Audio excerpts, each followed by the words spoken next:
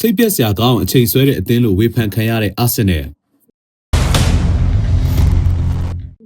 ဘရိုက်တန်နီးပြဟာစီလာကအာဆင်နယ်ဟာစိတ်ပြက်စရာကောင်းလောက်အောင်အချိန်ဆွဲတဲ့အသင်းလိုဝေဖန်လိုက်ပါတယ်။ဘရိုက်တန်ကိုအာဆင်နယ်ကအနိုင်ရခဲ့တဲ့ပွဲပြီးမှအာဆင်နယ်ကစားသမားတွေရဲ့ပြုမှုတွေနဲ့ကစားပုံတွေကိုဟာစီလာကပြင်းပြင်းထန်ထန်ဝေဖန်ခဲ့တာပါ။ဟာစီလာကဒီညမှာကျွန်တော်တို့အသင်းကဘောလုံးကစားဖို့ပဲအာရုံစိုက်ခဲ့တာပါ။ဒါပေမဲ့တစ်ဖက်အသင်းကတော့သူတို့ကိုယ်ပိုင်ဥပဒေသားတွေနဲ့ကစားသွားခဲ့တာကြောင့်ရုပ်ဆိုးတဲ့ပွဲတစ်ပွဲကိုမြင်ခဲ့ရပါတယ်။ဂိုးသမားတစ်ယောက်ဟာပွဲချိန်အတွင်းမှာ3ချိန်တောင်လဲကျပြီးစိတ်ကူးတမှုခံပြီးဆက်ကစားနိုင်တာမျိုးခင်ဗျားတို့မြင်မှုခဲ့လား။ဒါဟာဥပဒေတွေအရလောက်တာဖြစ်လို့ဘာမှပြောလို့မရပါဘူး။ဒါပေမဲ့ဘောလုံးပွဲတွေရဲ့ရတာကိုပျက်စီးစေတဲ့ဥပဒေတွေကိုတော့ပြန်လည်သုံးသပ်ဖို့လိုအပ်ပါတယ်။ကျွန်တော်တို့စိတ်ပြက်စရာကောင်းတဲ့အချိန်ဆွဲတာတွေနဲ့ကြုံခဲ့ရတဲ့ပွဲဖြစ်ပါတယ်လို့ပြောခဲ့ပါတယ်။အာဆင်နယ်ဟာပွဲချိန်6မိနစ်ကလေးကစကာသွင်းယူခဲ့တဲ့ဂိုးကိုထိန်းကစားပြီးဘရိုက်တန်ကိုအနိုင်ရခဲ့တာဖြစ်ပါတယ်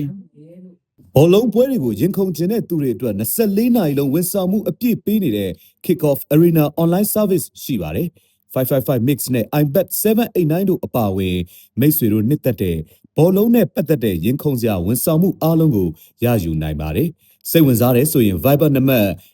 886 536 536ကိုဆက်သွယ်နိုင်ပါတယ်။